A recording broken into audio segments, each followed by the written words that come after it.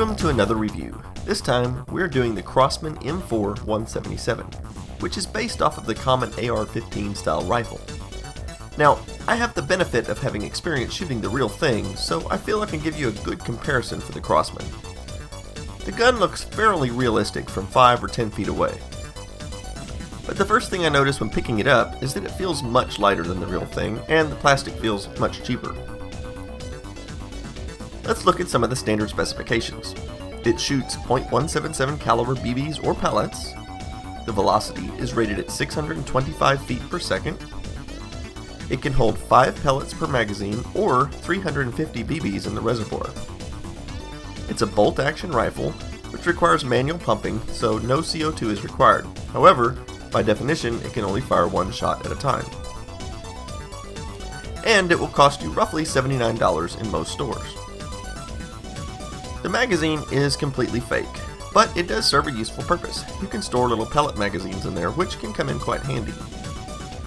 This is how you load a pellet magazine into place. Close the bolt to chamber the pellet.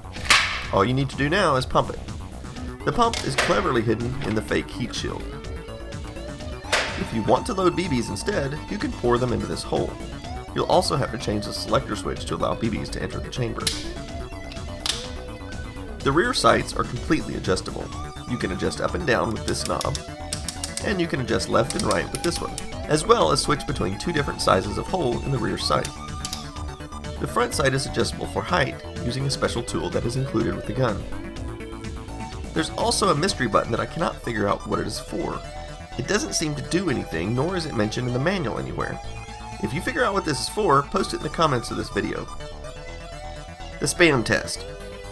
As always, I test my guns against cans of spam for a consistent comparison of penetration power. On the first test, I used the flathead pellets that were included with the gun from Crossman. According to the manual, I can pump it to a maximum of 10 times, so that's what I did. On this test, it penetrated completely through the first can of spam, but did not even dent the second can.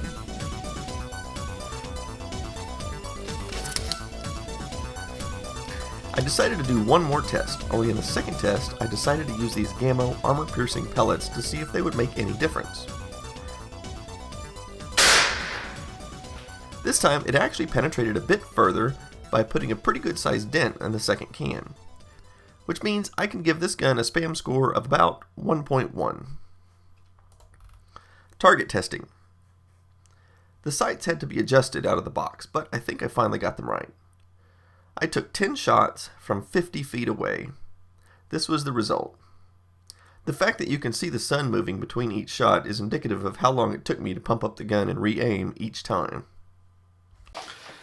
Alright, so what's my final impression of this airgun? Well, I'm not a huge fan of guns that you have to pump up. It just takes too long.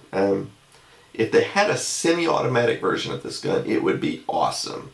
Now, Crossman actually does manufacture a semi-automatic rifle that's about, I think it has 12 pellets, and it's about $10 less money than this M4-177, but it looks more like a hunting rifle. If they made, I guarantee you, if they made this gun with the semi-automatic, it would be a hot seller.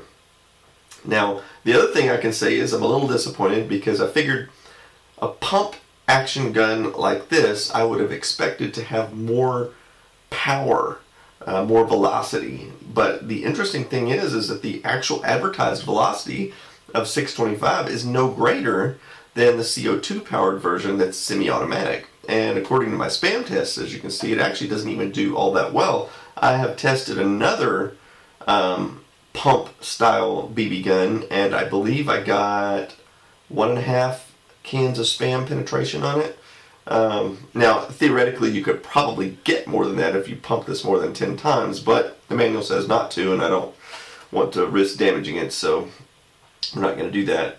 But anyway, overall, I'd say it's a pretty cool gun. The fact that it holds 350 BBs and the fact that you can store a lot of extra pellets and stuff in here means you could take this thing out, hunting or whatever you wanted to do with it, and you're not going to run out of ammo for a long time, and so that's pretty cool.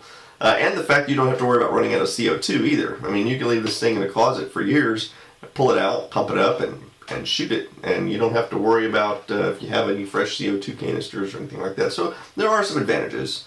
Also, it's got a lot of ability to add on different. You could put a scope on this. You could put a laser sight, flashlight. You could put a lot of stuff on this and kind of accessorize it up pretty cool. So you can do some pretty cool stuff with this. Like I said, my final hope is that someday Crossman or somebody else will come out with a gun that looks like this, that's a semi-automatic pellet pistol. Thanks for watching.